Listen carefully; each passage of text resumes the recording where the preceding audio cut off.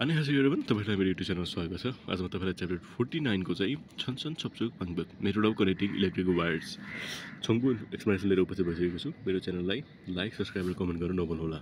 So let's start. छनछन छपछुक भाङभुङ भनेको छनछन भनेको इलेक्ट्रिक वायर्स, छपछुक भने यसलाई कनेक्टिङ गर्ने तरिका, method of connecting electric wires. यसको लागि फर्स्टमा हामीलाई चारवटा कुरा चाहिन्छ। त्यो भनेको छनछन इलेक्ट्रिक वायर्स चाहिँ हामीलाई आन्जन छाङ्गा, safety gloves, long nose plier, जसले चाहिँ लङ नोज प्लायर्स, जसले चाहिँ काट्नको लागि, तार छनछन काट्नको लागि भने रुलर नाप्नको लागि। छनछन छपछुक खाल्ते भन्छ आन्जन छाङ्गा, लङ नोज प्लायर, छा रुल सुन्मी हामीले कनेक्ट इलेक्ट्रिक वायरलाई कनेक्ट गर्नको लागि फर्स्टमा हामीले सेफ्टी ग्लोभ चाहिन्छ, हामीलाई लङ नोज प्लायर र रुलर चाहिन्छ। छनछन छपछुक खागी छ नि आन्जन उल हुइहाय आन्जन छाङ्गा छकिङ हागो छनु नै छ छनछन उल फुल्ली हामीले छनछनी छनछोके एन्कल दोइन सांगतेस छक भागना छाजुन छनुरो छको बुल हामेन खामजन छागुगा फाल्सिङ हाल्छु यदि थिमुने हुयम हाम्लिदा भन्छ। छनछन छपछुक खागी छ नि तारलाई चाहिँ जोड्नुभन्दा अगाडि चाहिँ सेफ्टीको लागि आन्जन छाङ्गा सेफ्टी पन्जा लगाउनु पर्छ। छनुने छ छनछन उल फुल्ली हाम्लिदा भने पावर सोर्सबाट चाहिँ तारलाई चाहिँ निकाल्नुपर्छ। छनछनी छनहुने एन्कल दोइन सांगतेस इलेक्ट्रिक तारलाई चाहिँ पावरबाट चाहिँ पावरमा लगेर जोडेको अवस्थामा चाहिँ यदि छको काम गरियो भने चाहिँ छाजुन छनुरो अथवा चिसो हातले चाहिँ काम गरेको अवस्थामा चाहिँ खामजुन छागुको बाल्सिङ हाल्छु यदि थियो भने हुयम हाम्लिदा इलेक्ट्रिकल सक अथवा इलेक्ट्रिकल सक लाग्ने भएको जस्ता एक्सिडेन्टहरू हुने भएको कारणले गर्दाखेरिमा चाहिँ डर यो चाहिँ यसमा खतरा रहेको छ भनेर भनिएको छ। खुदाउमा छारो युङ हाय हान सोक गर्यो छनछन रोल बुबुनेछ युक सेन्टिमिटर छङ्दो दोइनुन उइची रोल छेगो लग्नु प्लाय रोल साइङ हाय छनछन पिबुकुल भत्किमिदा खुरीको थारुन छनछन दो थुङ्ग्रहान भाङबुगेरो पिबुकुल भत्किमिदा भन्छ। भनेको चाहिँ त्यसपछि के गर्ने भन्दाखेरिमा चाहिँ स्केलले चाहिँ युज गरेर चाहिँ एउटा साइडमा चाहिँ छनछनको कुतबुबुन इनदेखिले चाहिँ 6 सेन्टिमिटर जति चाहिँ दोइनुन उइची रोल जति चाहिँ मार्क गरेर चाहिँ त्यसको लङ नोज प्लायर युज गरेर चाहिँ छनछनको बाहिरपट्टिको पिबक भनिन्छ त्यसलाई चाहिँ निकाल्नुपर्छ हैन। छनछनको बाहिरपट्टिको पिबकको जुन इन्सुलेसन भाग हुन्छ त्यसलाई चाहिँ निकाल्नुपर्छ भने थारुन खुरीको थारुन छनछन दो अर्को जुन हामी जोडेर लागेको छौँ अर्को जुन इलेक्ट्रिक तार छ त्यसको पनि सेम तरिकाले चाहिँ पिबकुल भत्किमिदा जसले चाहिँ त्यो निकाल्नुपर्छ हैन। When collecting electric wires, first prepare safety gloves, long nose pliers and rulers. Use a ruler to measure approximately 6 cm from the end of the wire and shape the insulation using the long nose pliers.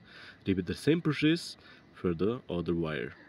थमरो त्यसपछि चाहिँ long nose plier role आङहाय पिबकुल फत्किनुन दो खेवी खुरिसनुल तुइसु role फांसिगरो मोक्सुमलिदा थु खुरिसनुल खाने सेंगिजी आन्दरोक छुमछुमागे मुके हागो खुद मोकुन दोए खुरिसनुल कुलबुमुनुल long nose plier role आङहाय कालकुम हागे खोजङ सिके हाम्लिदा भन्छ।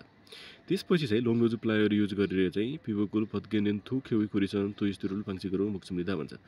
लङ नोज प्लायर युज गरिन नै दुईटा स्ट्रिप कपरको वायरलाई चाहिँ ट्विस्ट गरेर चाहिँ दुईजनाले एकअर्कामा चाहिँ ट्विस्ट गरेर चाहिँ बाँध्नुपर्छ। The wire should be twisted tightly to avoid any gaps. त्यो तारहरू चाहिँ यति राम्रोसँग टाइटली चाहिँ बाँध्नुपर्छ र कुनै पनि ग्याप हुनु हुँदैन। भने यदि एकचोटि ट्विस्ट भइसकेपछि चाहिँ end of the copper wire should be neatly secured with the long nose pliers.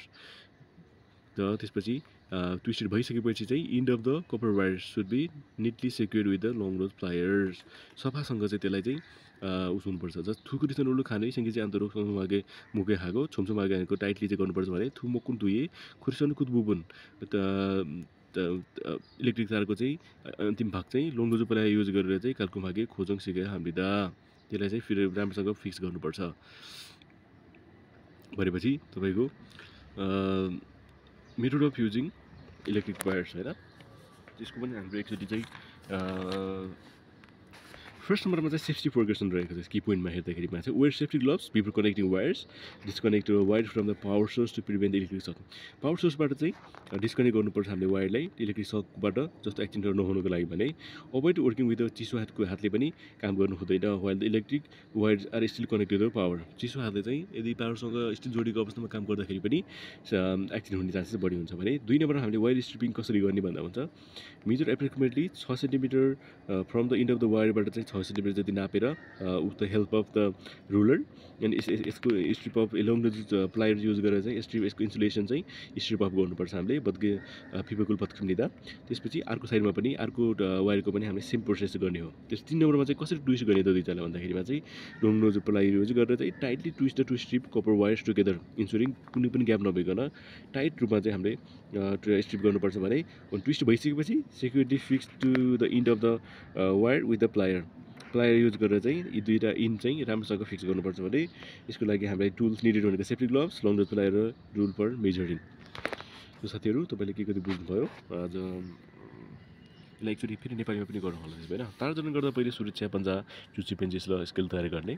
तार जडान गर्नु अघि चाहिँ सुरक्षाको लागि सुरक्षित पन्जा प्रयोग गरेर मेन स्विचबाट बिजुलीको तारलाई छुटाउने, बिजुलीको तार जोडिएको अवस्थामा काम गर्ने र भिजेको हातद्वारा काम गऱ्यो भने करेन्ट लाग्ने दुर्घटना देखा पर्न सक्ने भएकोले खतरा हुनसक्छ। त्यस पश्चात स्केल प्रयोग गरी एकतर्फ बिजुलीको तारको अन्तिम भागबाट 6 मिटर जति सुन्ने स्थानमा नाप्ने र चुच्ची पेन्चिस प्रयोग गरेर बिजुलीको तारको बाहिरी भाग निकाल्ने अनि अर्को बिजुलीको तार पनि केही तरिकामा भाग निकाल्नुपर्छ भने अनि चुच्ची पिलासलाई प्रयोग गरी बाहिरै भाग निकालेर दुईवटा तामाका तारहरू दाम्लो आकारले बाँध्ने र दुई तामा तार नछुटिने गरी अलिक कसिलो गरी बाँध्नुपर्छ। सबै बाँधिसकेपछि तामा तारलाई चुच्ची पेन्चिसले अन्तिमबाट सहीसँग कस्नुपर्छ। साथीहरू च्याप्टर 49 को छलको यति नै छ। धन्यवाद।